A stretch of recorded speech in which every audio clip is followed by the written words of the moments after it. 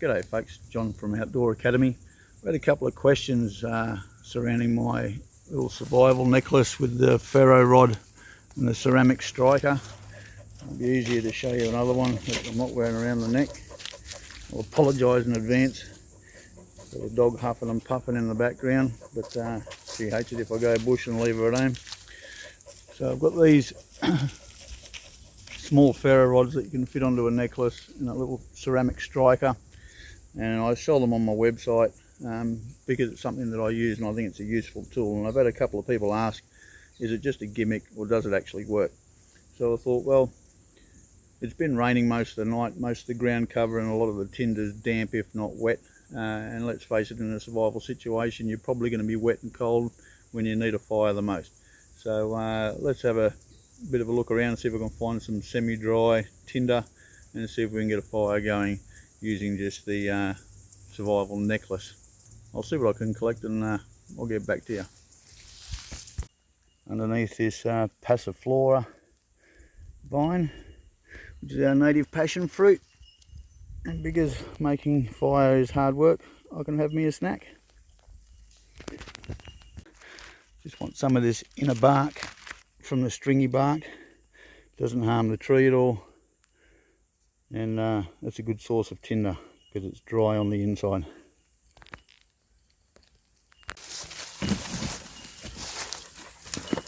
Alright, so we're going to process down some of this bark.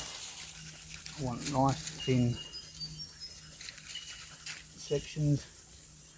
It'll be nice and easy for a bark to take. I've built a little bit of a platform. We've got some she oak needles, which is the Australian native pine. It should go alright too. Alright, now I know that with my 6-inch ferro rod that's going to have no trouble setting that alight. The other thing I want to do is try out inside the inner strands of this paracord, because everything is a little bit damp. Inside the inner strands of this, I'm just going to cut a section off. There is apparently a fire rope or something, I think they call it, I don't know, some sort of red wax jute twine. I'll see if I can show you that as I pull it out.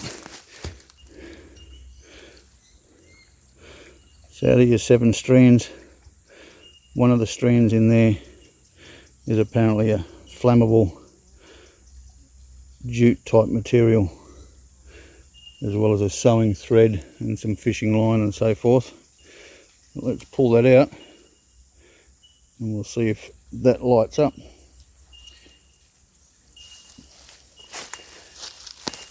Because having some sort of longer flame is always going to be handy. Don't you walk across my fire again, dog. So what I'm going to do is I'm just going to fluff the end of that up. Being careful not to cut my finger. Might do it on that bit of log there. Just want to fray the end of it a little bit. Just get a little tinder pile. Then we've got the ferro. I actually want to leave that on there because it's going to help me hold it. Now usually with your ferro rod, make sure that we're in shot there. Normally with your ferro rod what you want to do is hold the striker, brace it against something and pull your ferro rod backward so you don't knock that tinder. Okay, so we've got a flame, and you can see that. And now that I've got a reliable source of fire there, I'm going to set fire to my tinder bundle. Like I said, it might take a little bit longer because it does have moisture in it. And it probably wouldn't take a spark on its own.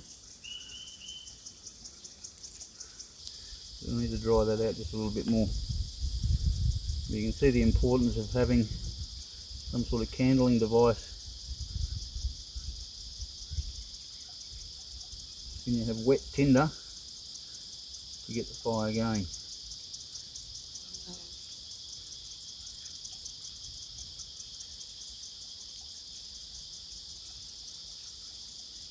See how damp all that is. It just doesn't want to take flame much at all.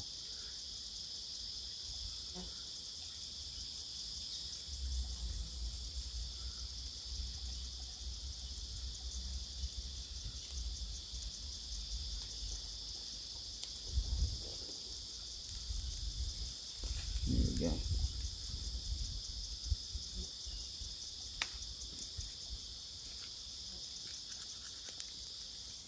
Alright, so short answer, no, it's not a gimmick. It will get a fire going even in damp conditions. Now for a snack.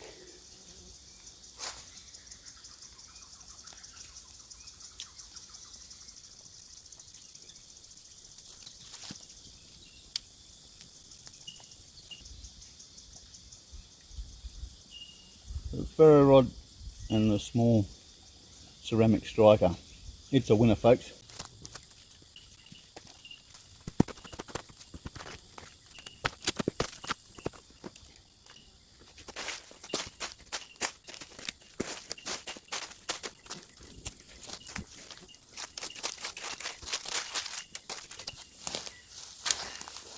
Don't forget, folks, when you're leaving an air out, leave it as you found it.